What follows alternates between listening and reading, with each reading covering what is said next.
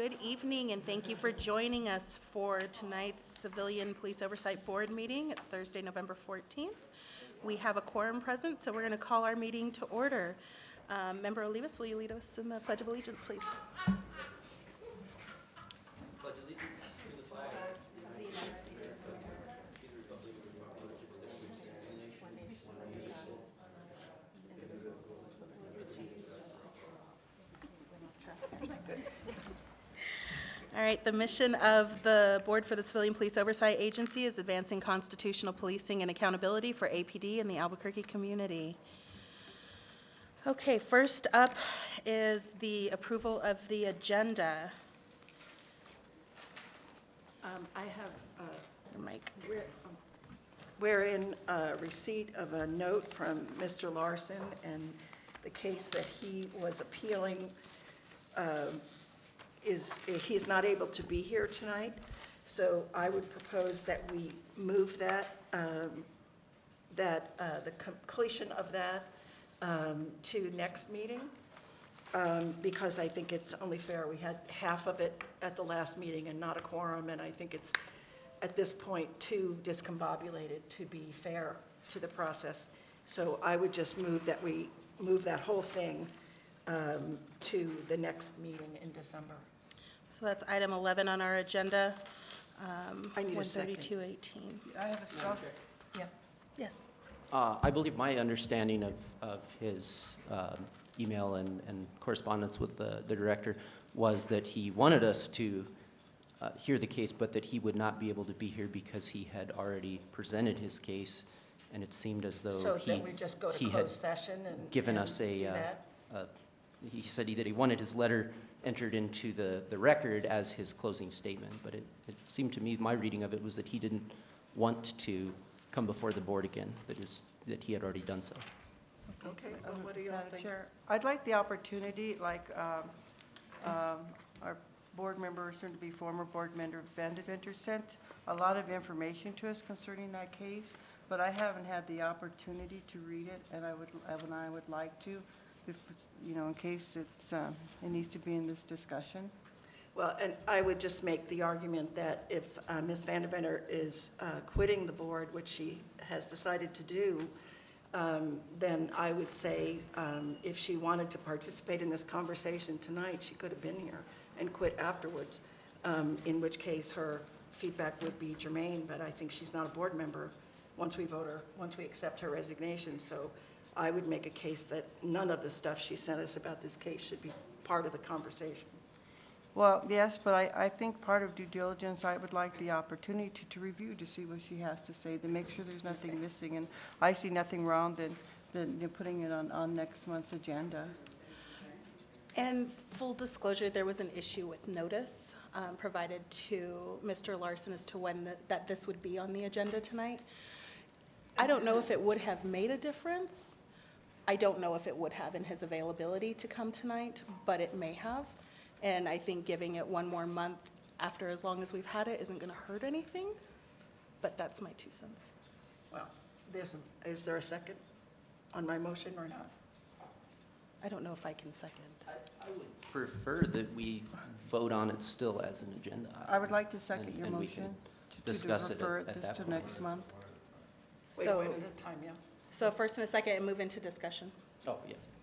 So I would prefer that we leave the agenda as is and discuss that item, and if we choose to defer it at that point, or, whether it's 1 month or 2 months or 3 months, I feel like we should still, this case has been 17 months in the making. I don't know how it's still foreign to some of us, but it seems like we do the gentleman a disservice, the complainant a disservice, by continuing to defer the Okay, well, maybe I action. misread his. And I would just say, if we want to do that, then we can do that, but as part of regular order rather than reordering the agenda. Okay, well, why don't we just vote on it and see what everybody thinks? Does anybody have anything else to add to the discussion? Okay, we have a motion and a second. The motion is to defer item 11 on the agenda to the December board meeting. All in favor? Aye. And those opposed? I am opposed. Okay, so that motion carries 4-3. Okay.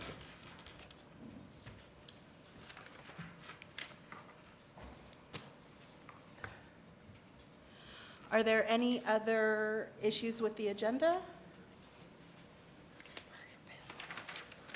Okay, Do we need to accept her resignation in this meeting? So do we need to add that? Yes, to we the do. agenda? probably, would we do that under other business?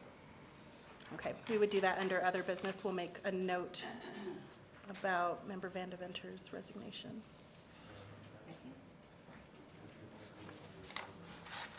Yes, ma'am. Chair Galloway, if I may add that the board may want to consider moving that item on the agenda up earlier to make it clear that Ms. Van Deventer's resignation has been accepted, assuming that's how the board votes, so that we have a clear record as to when she ceased being a board member for purposes of moving forward with all of the other business before the board this evening.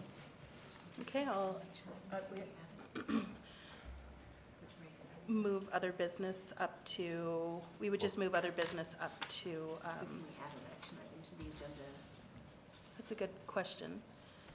Would that be, wouldn't that be considered an action item? Chair Galloway, I believe because you have on the agenda board member qualifications, that discussion item pertained to Member Van Deventer and her status as law enforcement.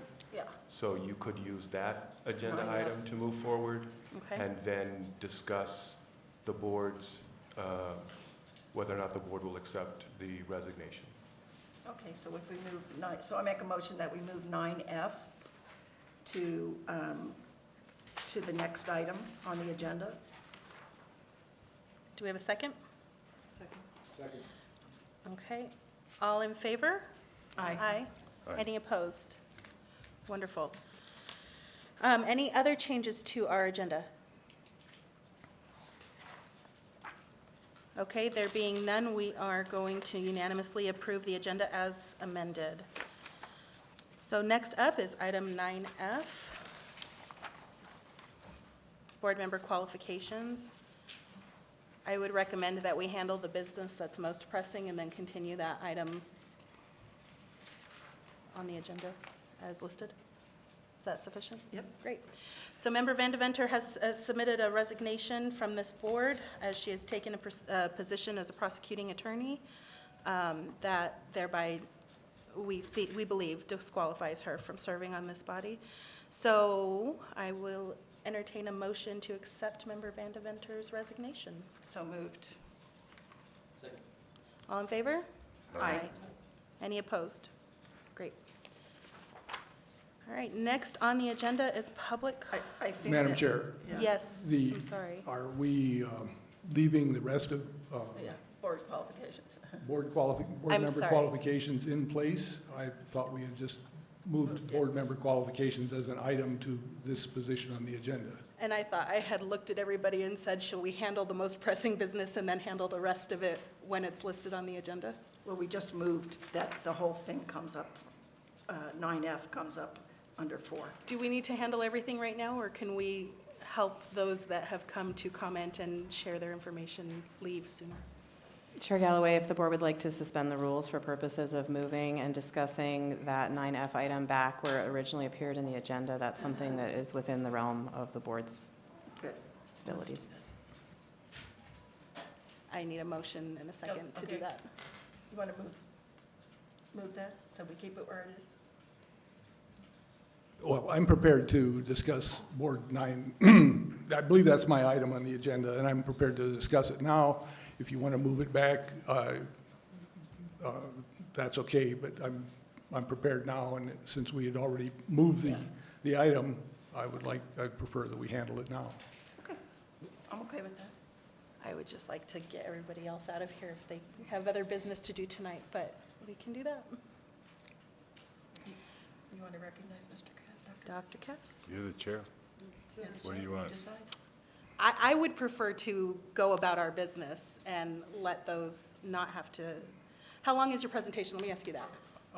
I believe we should follow parliamentary procedure. I think if we move this item, it's not a matter of preference now, it's a matter of the board decision that's been made.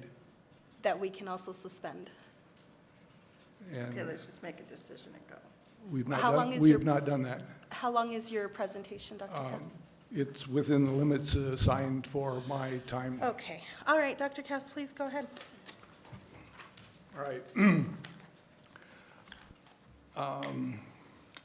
The purpose of the COP, and I prepared some remarks about this because I think it's an issue that is important to the function of the board. And so I'd like to start by saying the purpose of the CPOA, as described in the city ordinance, is to foster and perpetuate policing policies and practices that effectively maintain social order and which at the same time foster mutual trust and cooperation between police and civilians. Ensure that the civilian police oversight body functions as independently as possible from the executive and legislative branches of government of the city of Albuquerque. Provide civilians and police officers a fair and impartial system for the investigations and determinations on civilian police complaints. Gather and analyze information, reports, and data on trends and potential issues concerning police conduct and practices and the related impacts on the community and individuals. And finally, provide input, guidance, and recommendations to the City Council, the Mayor, and the Chief of Police for the development of policy at APD. The ordinance goes on to enumerate more specifically the board duties and responsibilities, which you're all generally familiar with, and I won't read to you. Implied in these duties and responsibilities is the necessity to maintain credibility, foster trust with the community and APD, and work cooperatively with the agency, the police, and the community. In addition, the ordinance sets requirements for appointment to the board and, by extension, continued service on the board.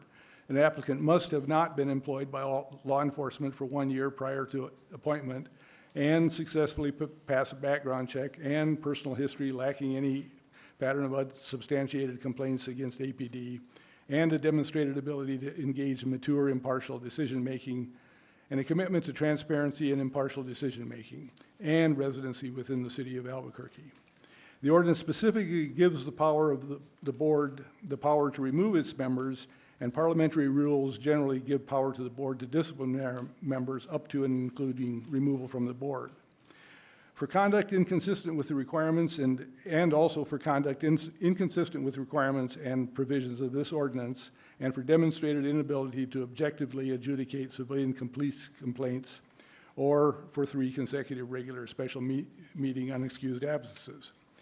In order to maintain board compliance with the city ordinance, the board must take responsibility to address member actions which conflict or interfere with our purpose and membership requirements described in the ordinance. Member Vandeventer has taken a position with Laguna Pueblo that has been identified as a law enforcement position by board council. The POB has the responsibility and the authority to apply the ordinance rules under which it was created. The board has a similar responsibility to address noncompliance with the court-authorized settlement agreement, paragraphs 271 and 273, which were cited in the November 1st monitor report, IMR 10. The monitor found the board to continue to be out of compliance with paragraph 271 that requires the agency to, quote, provide meaningful independent review of citizen complaints, serious use of force, and officer-involved shootings. The monitor reviewed board activities, specifically that Council Gooch had provided a legal analysis, and the board discussed the issue of social media activities, but declined to consider a board social media policy, and indeed declined to take any formal action at all. The monitor's report revokes operational compliance with paragraph 273, which states the city shall ensure that the individuals appointed to serve on the agency are drawn from a broad cross-section of Albuquerque and have a demonstrated commitment to impartial, transparent, and objective adjudication of civilian complaints and effective and constitutional policing in Albuquerque. The board's failure to take action following the events of this summer call into question the objectivity of the civilian oversight system and/or the public perception thereof. The monitor cautioned the board against activities that provoke public controversy. The board has not yet acted to address these findings of noncompliance with the CASA, which center around the issue of impartiality. I believe the following motion addresses both the issue of impartiality identified by the monitor team and the related issue of impartiality raised by a board member taking a law enforcement position contrary to the ordinance. So, given the recent resignation by Member Vandeventer, I believe that I've modified my motion to move that the POB create a task force to address the issue of board member conduct, including social media communications, that interfere with the ability of the board to achieve its purpose as described in the city ordinance and CASA. So that's, So are I'm you finished. making a motion to create a task force, or? would you address the chair, please? Oh, I'm sorry. May I speak? So, are you making a motion, Dr. Cass? I move that the POB create a task force to address the issue of board member conduct, including social media communications that interfere with the ability of the board to achieve its purpose, Is that a motion? And would as that described be- in the city ordinance in CASA. Would that be an ad that's- hoc committee? I believe it, the motion is to create a task force, and in a sense, I guess that would be an ad hoc committee. Member St. John? Again, Madam Chair, I'd like to address this. I thought a couple board meetings ago that we voted for the policy and procedure to come up with a policy concerning social media. I think that we need to see if there's a second on Member Cass's Okay. motion, and then we can go into discussion. Oh, I'll second his motion. Okay? Into discussion. Okay, So- well, okay, excuse me, well, let me repeat this again. I guess there's a motion on the table, but we also just already have voted that the policy and procedure would come up, with some policy for social media. So I don't know why this would supersede when we already voted on it. I think that the vote that we took was not to create a social media policy because it was going to be butting up against members' First Amendment rights.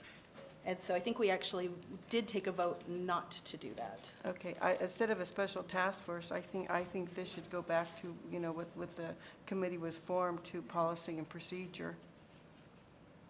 We don't need a special force, because we already have a committee that can handle this. Yes. Excuse me.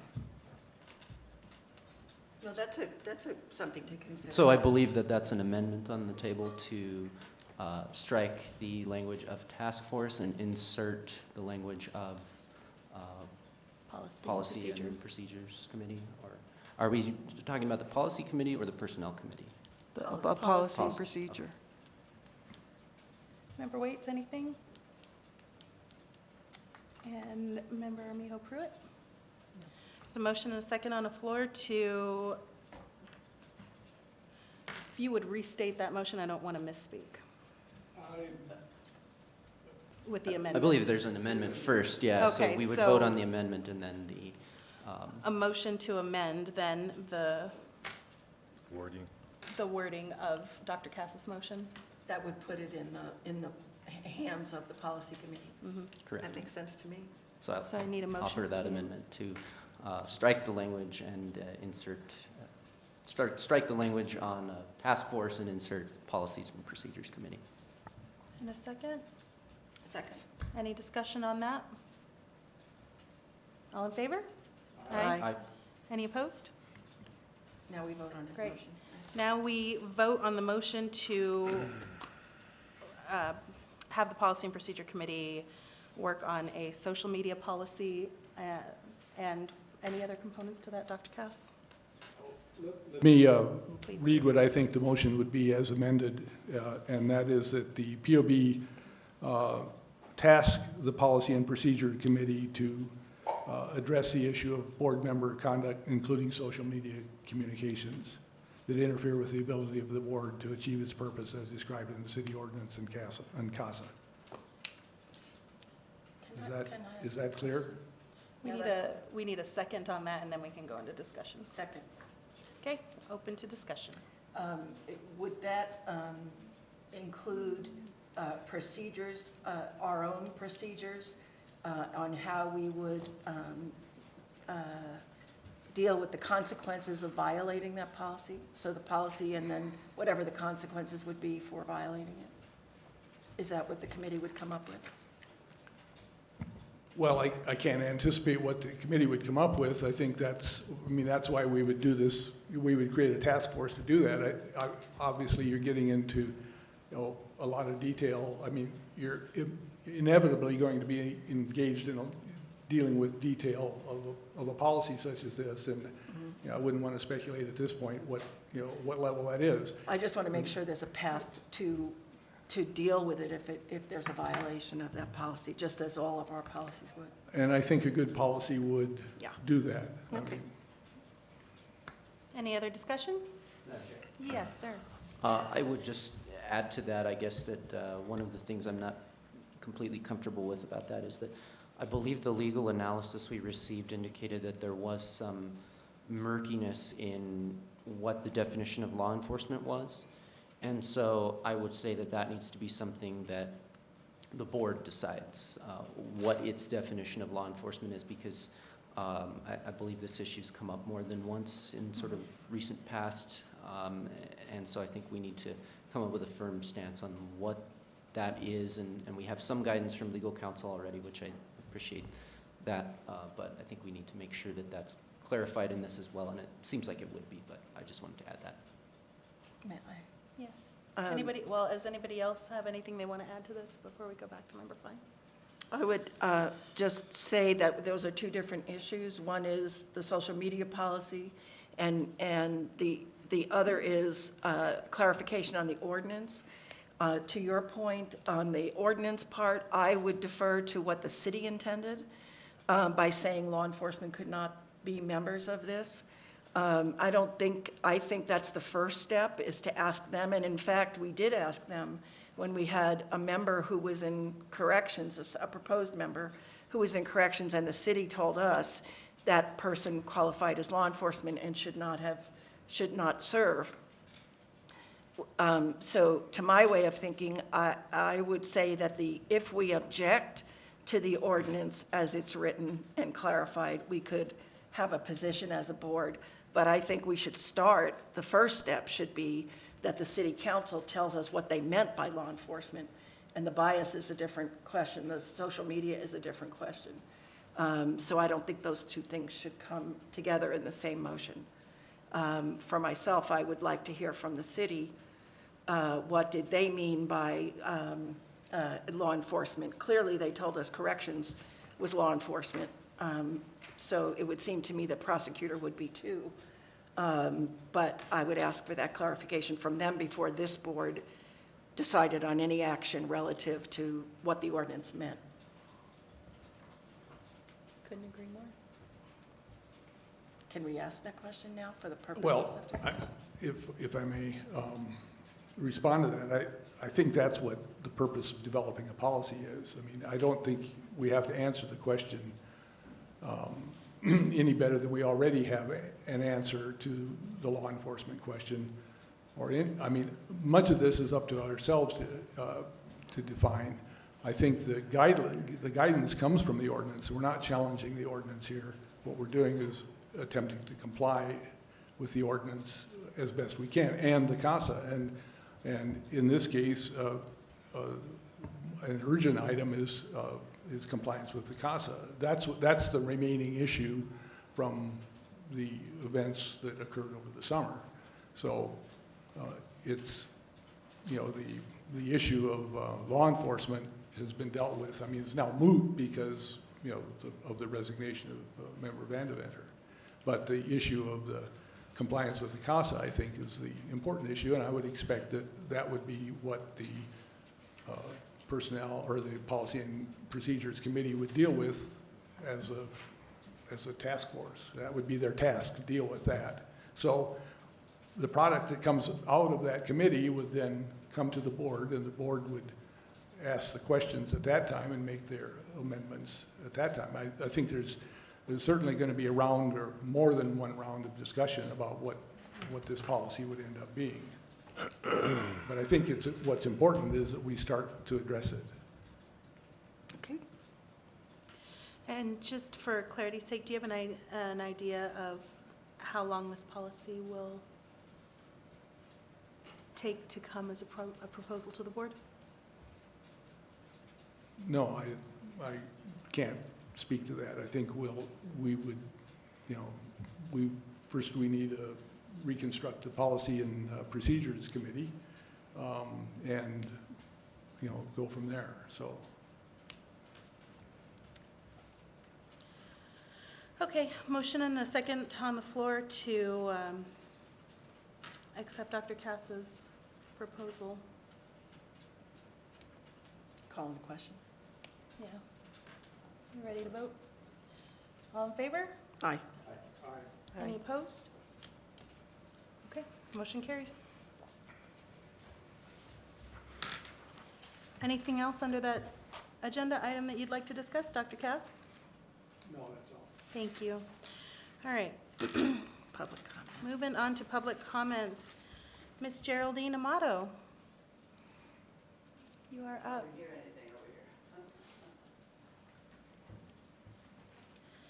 Thank you for your patience, ma'am. Pardon me? Did you say something? I did, I said thank you for your patience. Thank you. By the way, I've communicated, I sent 3 or 4 communications to this body, but I received no response, not even acknowledgement of receipt.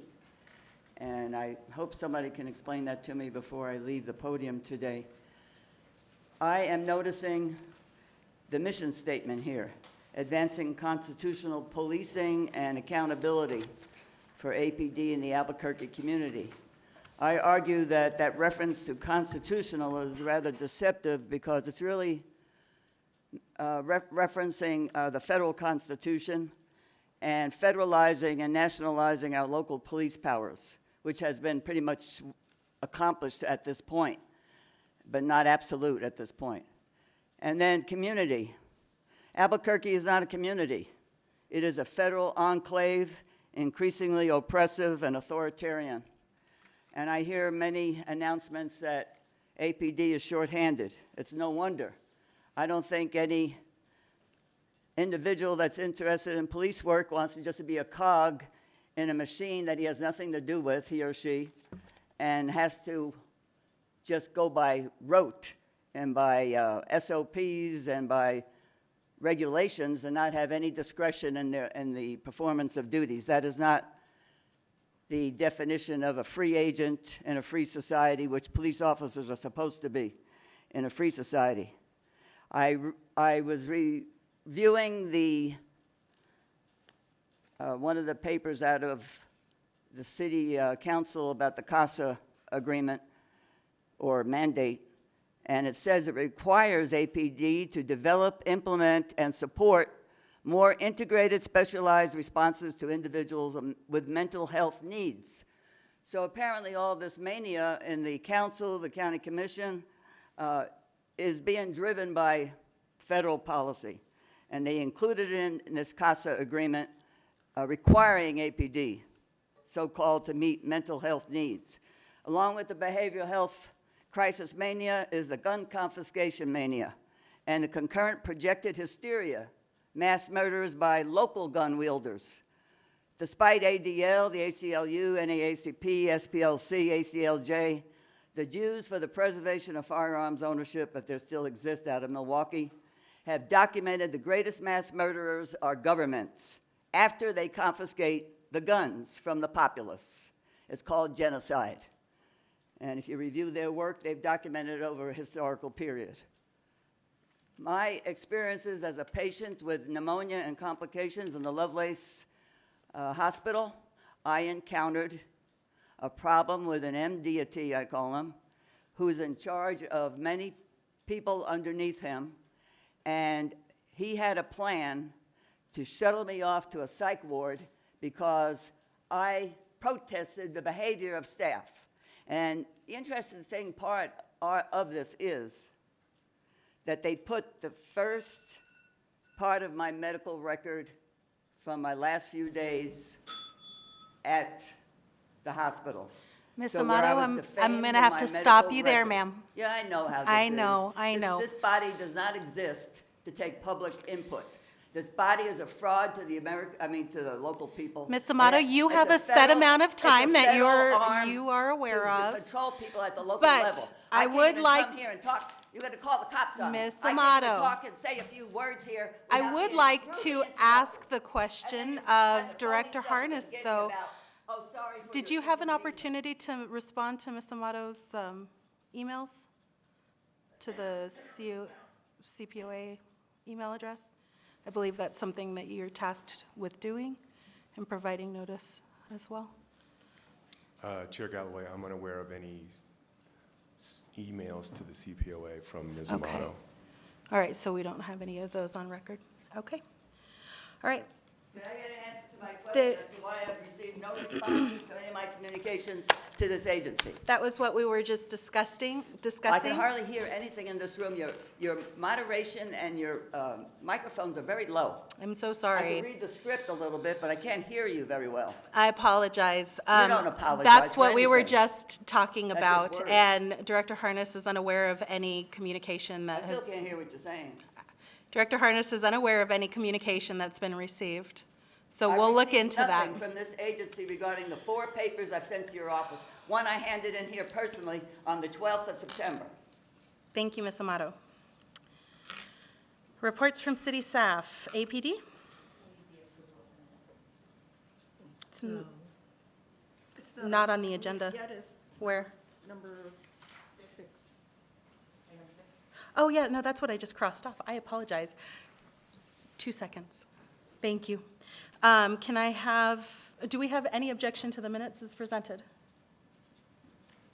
Okay, then they are unanimously approved. Please come back. Thank you. Chair Galloway, members of the board, I'm Commander Velarde with the Albuquerque Police Department Internal Affairs Professional Standards Division. During the month of October, APD responded to 39,055 calls for service, which is a decrease of 1,836 calls from the month of September.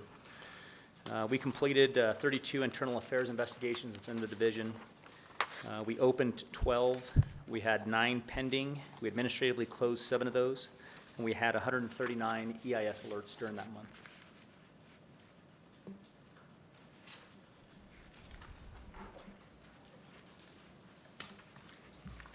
Madam Chair, I have a Any- question yes, for the thank gentleman. Can you tell me how many cases are currently in internal affairs? So we have the numbers that were completed oh, okay, you have pending. Right. So that's all of those that are still in the queue. Right, and so for the month of November, obviously, we still have other investigations that we open throughout each month. Okay, I understand. Thank you. Sure. Yes, Member Waits? I do have a question. Do we collect the data on response? How long it takes for an officer to get to a particular case or anything like that? Do we collect that data? Through internal affairs, we do not. Our communications division does. Communications division? Correct. Okay. Anybody else? Thank you. Thank you. Next up, City Council. Mr. Oh, there is. I apologize.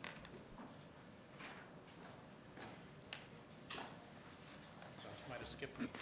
Good evening, I'm Commander Middleton with the Internal Affairs Force Division. I have the force numbers for the month of October. Foothills had 13 uses of force, Northeast had 17, Northwest had 7, Southeast had 17, Southwest had 3, and Valley had 15. You're welcome. And I know there's 2 sides to that, so if you have any questions about the uses of force in those area commands, I can answer that. Thank you so much for this. That's really great information. Yes, it is. Madam Chair, I have a Yes, sir. question.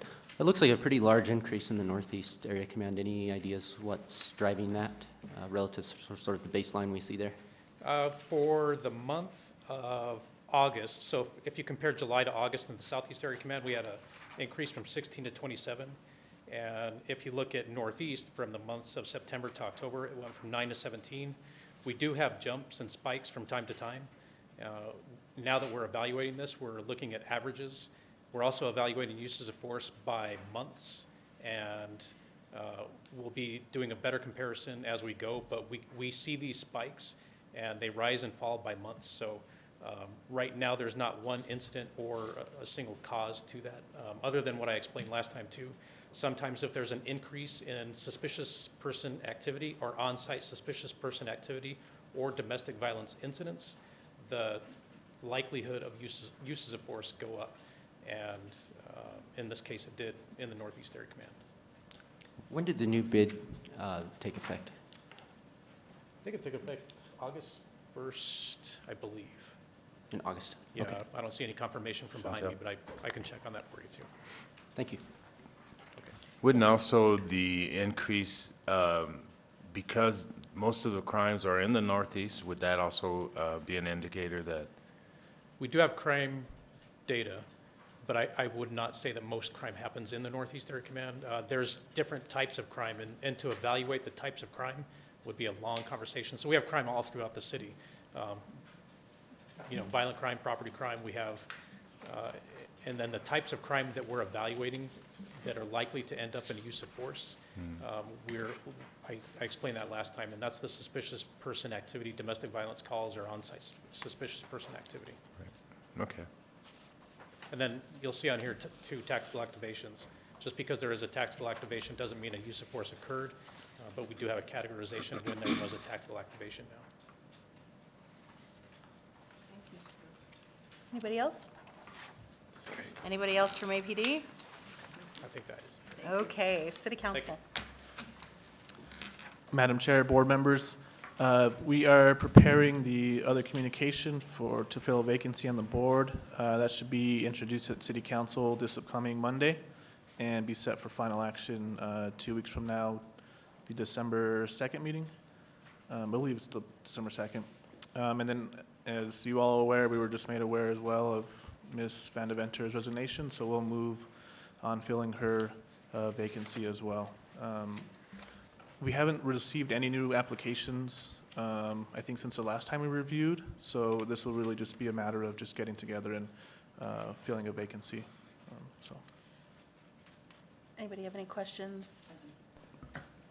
I would like clarification from the city council or the city attorney or whomever could clarify it for us in what they intended with inclusion of law enforcement being a disqualifier.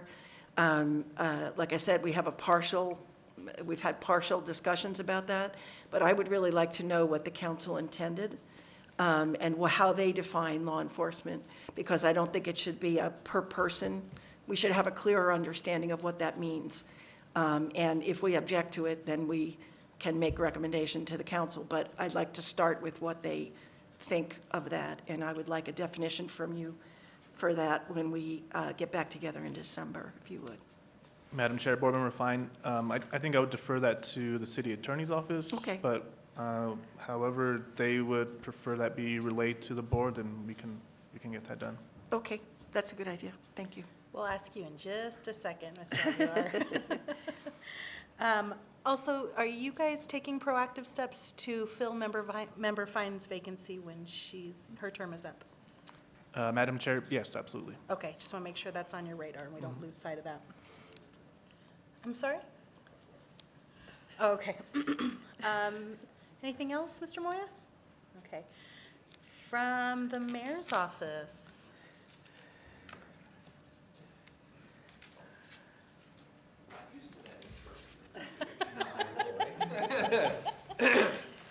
Good evening, Madam Chair, members of the board. Tonight, I'm Steve Aguilar, the Albuquerque City Attorney, but I appear here with a short, brief message on behalf of the Mayor's Office. So, as the board is aware, the 10th monitoring report was filed at the beginning of November, and so there are a couple of real key pieces of that report that we wanted to highlight. Obviously, the monitoring team will be here next week, and so the board will have the opportunity to really sit down and get into the weeds, if it already hasn't, with the details of the report, and our team is here as well and can address any of specific questions. But a couple of high points. The Internal Affairs Force Division created a new APD standard of professional review, classification, investigation, and findings and development for APD's more serious uses of force investigations. The lessons learned from these developing those processes are being applied in that critical internal affairs oversight review that the commander is doing. On that note, what's really important is that the Internal Affairs Force Division has completed 100% of the backlog review that they have worked diligently on working through over the last year and a half. That's a incredible achievement and accomplishment for that division. And we're very, very proud of the work that APD is doing across the board, and in particular clearing that backlog. APD met for the first time 100% of the compliance requirements for primary compliance levels during this reporting period. So what that means is that, in effect, the policy requiring compliance actions and processes are all complete. That means that they've gone through review, they've been drafted, they have been approved by the monitoring team, and they are reasonably designed to achieve the articulated goals of the CASA.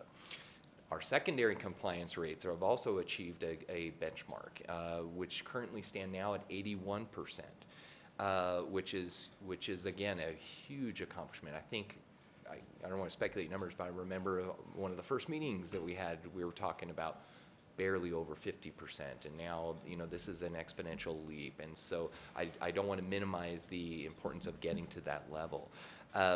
Overall compliance, our operational compliance rates are now at 63%, which is also huge. It sounds like it isn't, but that is a milestone achievement for this department. There is a lot of work left to do, and the hardest days are ahead, but we're moving in the right direction, as reflected by the report. APD has selected, trained, and fielded a data analyst group, or a data analysis group, which the monitor said in his judgment, a remarkably talented and focused group of individuals who are capable of producing actionable intelligence on compliance efforts, outcomes, and results. And we are starting to see the work of the data compilation projects really sort of filtering through, where we're starting to see results, and we're starting to see those trends that the commander had referenced that we ultimately will get to a point of starting to see, to be able to break down the data with force. We're starting to see those in other areas, and that's really being driven by the data analysts that we have. APD's Compliance Bureau continues its strong process and outcome-related oversight of APD operations. It's a process, as the monitor said, that APD should consider replicating on a smaller scale for area commands, and I know the department's working on achieving that. You know, the monitor also stated that the APD has begun an infusion of new command level personnel who are committed to CASA compliance, and there is evidence of maturing of in-house process documentation, data collection, and data analysis, which is an essential element of successful compliance efforts.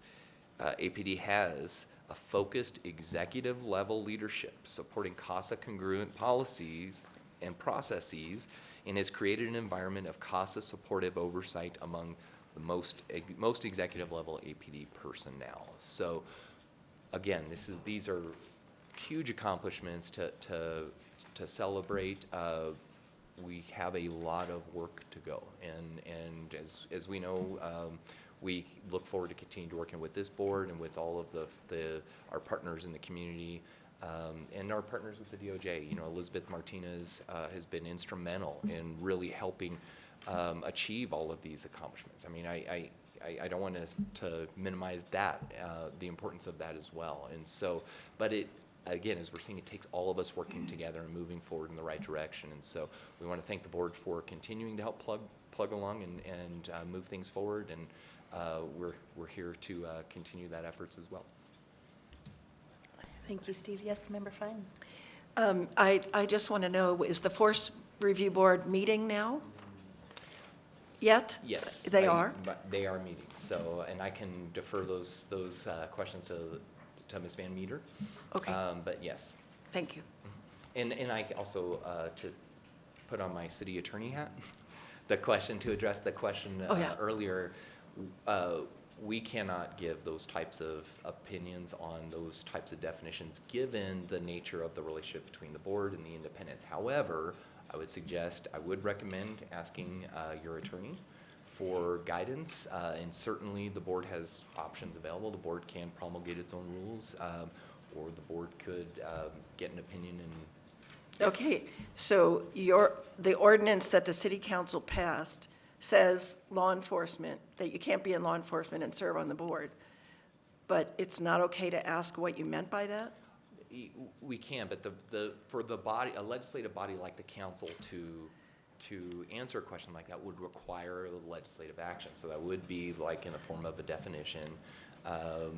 We can certainly all work with Mr. Moya and with the council, but this is most appropriate in the first instance to have the board's council answer and respond to that particular question. Oh. You know, falling back on the principles of statutory construction.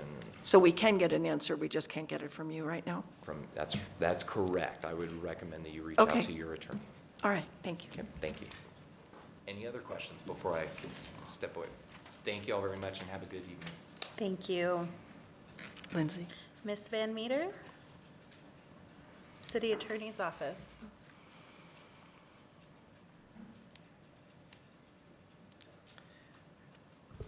Good evening, Chair Galloway and members of the board. I have a couple of matters to update you on. First, we'll go with the easiest matter, which is the parties have reached out to the court and asked for a hearing, a public status conference. It's typical that we do a public status conference shortly after receiving the monitor's report. We have not heard back yet, and we're going to follow up with the court. But at this point in time, we do not have a date for that hearing. The second issue is the Forest Review Board. So let's try to do a little bit more clarification. There is a Forest Review Board. The Forest Review Board has been, since August 1st, since the beginning of August, meeting and reviewing tactical activations. Under the ordinance, the CPOA board does not review tactical activations, and so those have not been coming to you, and they would not come to you. The department is working on creating the final revisions to the SOP that will govern the use of force FRB meetings. So that we anticipate sending to the monitoring team for their approval and the DOJ for their approval. If not tomorrow, then next week. Then we do have the site visit next week, so we don't expect an answer during that week. And we're going to ask for an answer this earlier than usual. Usually there are 15 business days to respond. We are very hopeful that the board will be able to meet and begin reviewing uses of force in December. Maybe late December, but in December. And depending, I don't believe we're going to start with serious uses of force because we want to make sure we are understanding the process correctly. So it may not be the cases that you all would review at the first couple of meetings, but the short answer is we're working very hard on getting the meetings going so that you will begin to get the serious uses of force after the FRB meetings. And as that relates to the backlog cases, which Mr. Aguilar just said have been reviewed, will we get those? Is that the cases that are going to go through first? No, we expect to begin with current cases first while we continue to work with the DOJ and the monitoring team regarding a plan on the backlog. I do plan on coming to your case review committee meeting so that we can have a discussion of how the board would like to get any of those cases that have not been reviewed, those serious use of force cases that were not reviewed from November 2017 to the present while the Forest Review Board was not operating. Okay, thank you very much. Sure.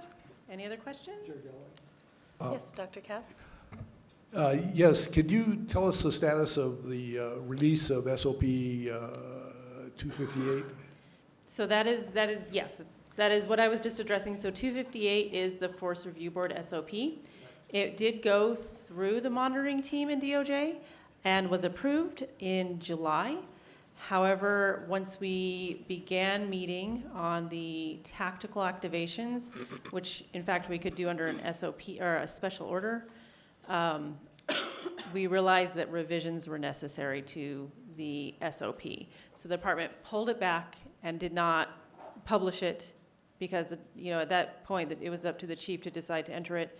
So the department pulled it back and has been revising it, basically given the experience that we've garnered from doing those force review boards on tactical activations. In other words, the SOP that's going to be published will be much better, much more operational than the one that was sent through the monitoring team in DOJ, based on our experience thus far. So does this version look significantly different than what was earlier passed by PPRB? Yes and no. The revisions are not huge process revisions. They're clarifications or issues that were omitted, under those sort of circumstances, that we've realized, we didn't define this term, or, there was something wasn't clear about who is supposed to do this particular action. We've changed that role from a lieutenant to an administrative person, items mostly like that. So if you were to flow chart this, it would look pretty much like it did before with minor changes? Yes, yes. All right. Yeah. All right, thank you. Thank you. Anybody else? Thank you. Next up, is there anybody here from the APOA? No, CPC. Why do I keep doing that? CPC, sorry, Chris.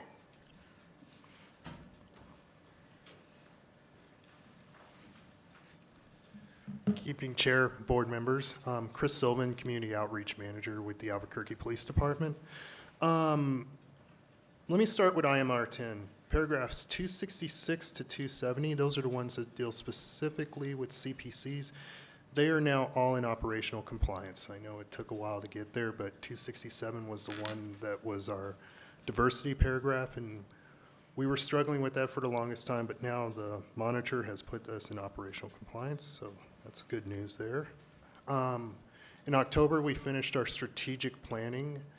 The document that came out of that should be coming out real soon from our planner, and the CPC voting members will get together and take the data and make sure stuff isn't missing, and then produce a final copy to be published, and it'll be a document excuse me, that they can move forward on and try to make a better direction. The Northeast CPC is moving back to monthly meetings starting in January, and on Saturday, December 7th, we're having our CPC Summit, and that starts at 1:30.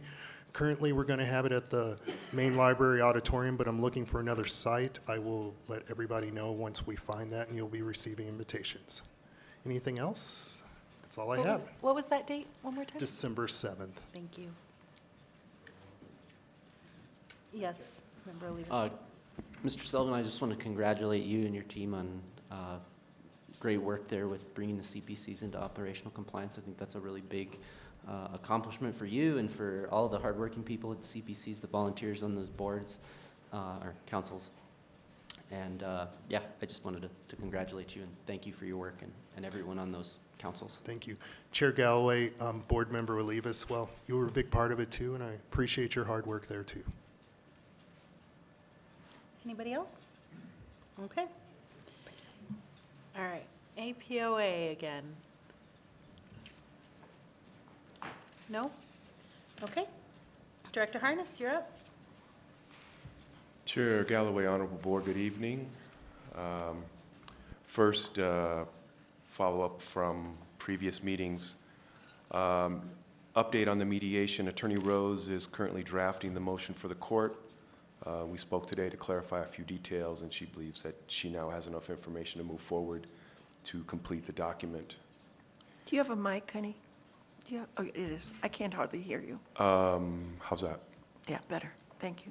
Regarding the Citizens Police Academy, on October 7th, I provided an email from Officer Erickson for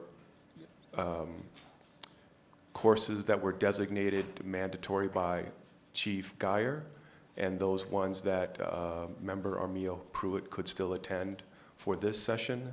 And then when the next session comes back, she can complete the list for those mandatory courses. You have in your packet the 2020 meeting dates. We have one conflict in November because of the elections. The group that meets on Tuesday,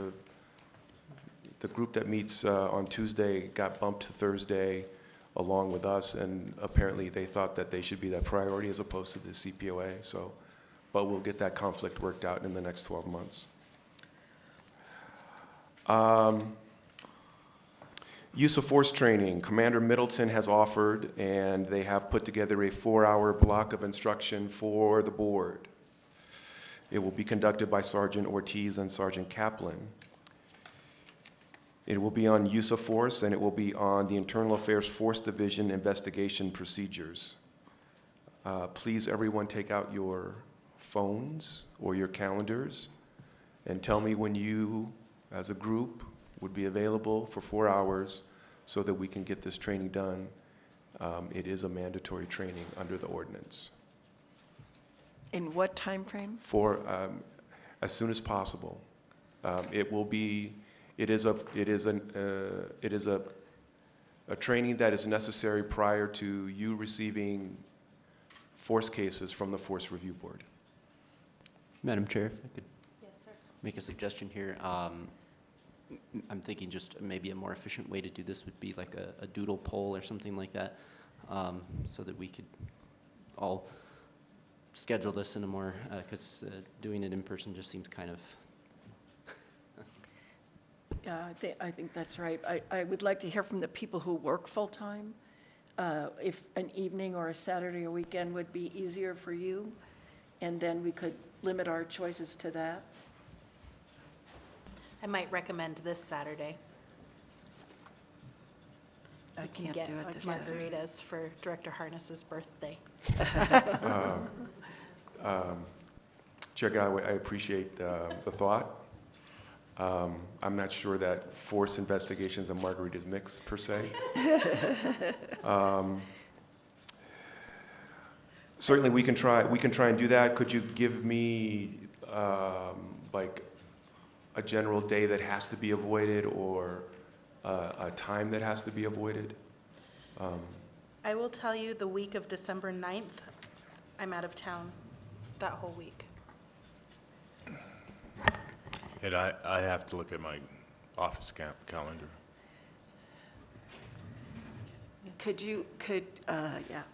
Are Saturdays even an option, or?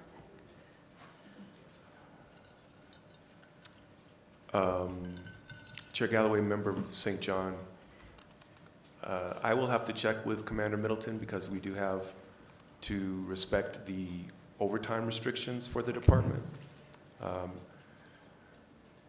So I know that he offered to go afternoon, early evening to be flexible, but I'm not sure that weekend is possible.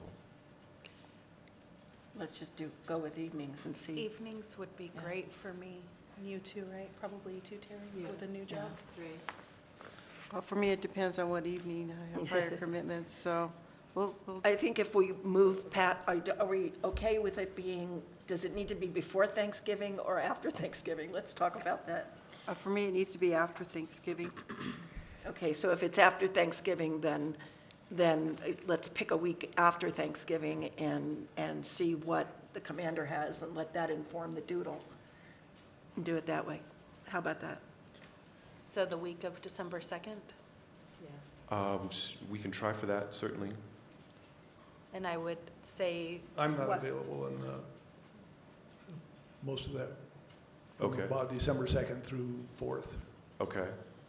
So then that takes us to middle of December. No, well, See, I knew unless we could work this out. Unless we did the 5th or 6th. How about the 5th or 5th or the 6th? 6th? The 5th or the 6th? would work. 5th or 6th? 5th or 6th, and for those of us that are working 5:30, get us through the 5 o'clock hour, or? I could be there anytime after 4.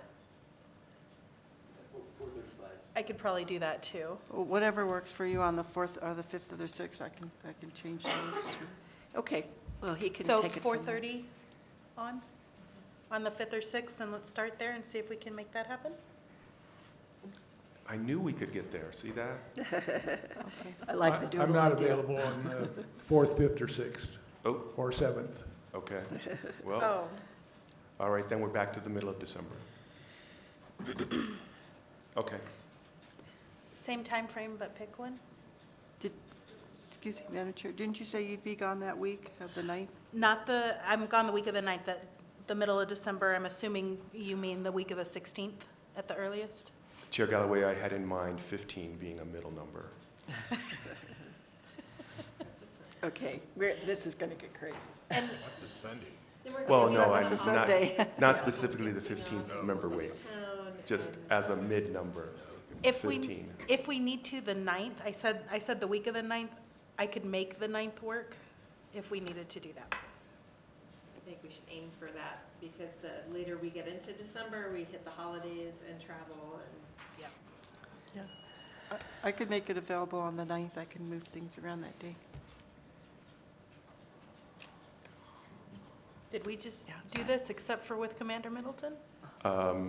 Chair Galloway, I believe so, so we'll see what we can do. December 9th, 4:30.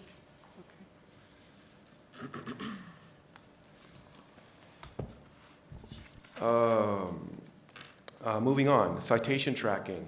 I received a correspondence from Deputy Chief Griego today, and he is still working on the project, and they're trying to fix the e-citation process to the Metro courts so that they will upload automatically and correctly.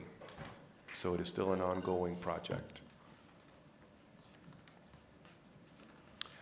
IMR 10 was delivered to the body on the 10th of November. And you have received the monitor's visit schedule. Mr.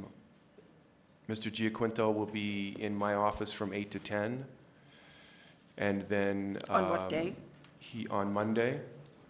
And then he will be, and then Attorney Gooch will be meeting with he and I at 10 o'clock. There is a meeting with Dr. Ginger at 1. There's a meeting with Dr. Rickman at 2. And then as I was trying to coordinate with Mr.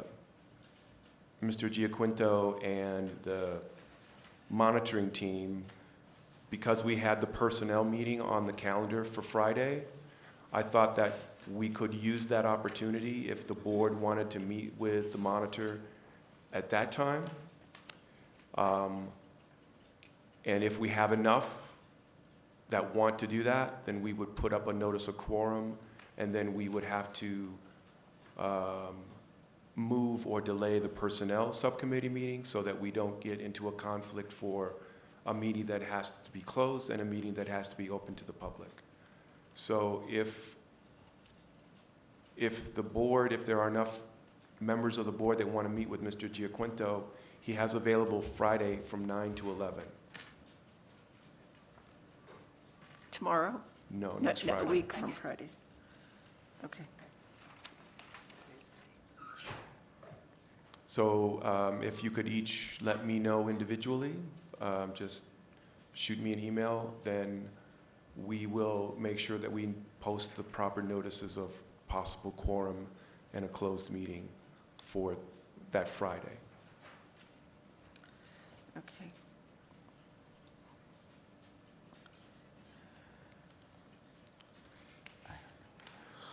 And last but not least, I will be attending the Tier 2 use of force training the 2nd through the 4th, and I will be attending the Tier 3 training on the 16th of December. And I stand for questions. Are you going to talk to us about the IMR 10 and what you think of it and any concerns you may have?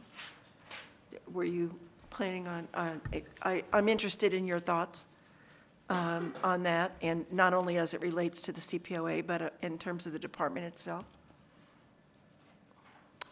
Chair Galloway, Member Vice Chair Fine, I wasn't necessarily prepared to discuss IMR 10 for the meeting here. Okay.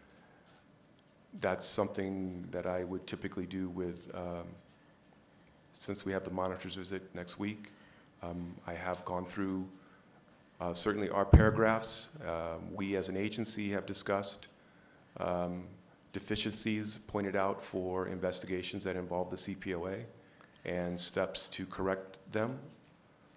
We were able to discuss with Mr. Giaquinto a discrepancy on a case where the monitor believed that there was a show of force, and Investigator McDermott rightly pointed out that the policy in place at the time meant that it was not a show of force, so that was taken from the draft and it was not in the final document.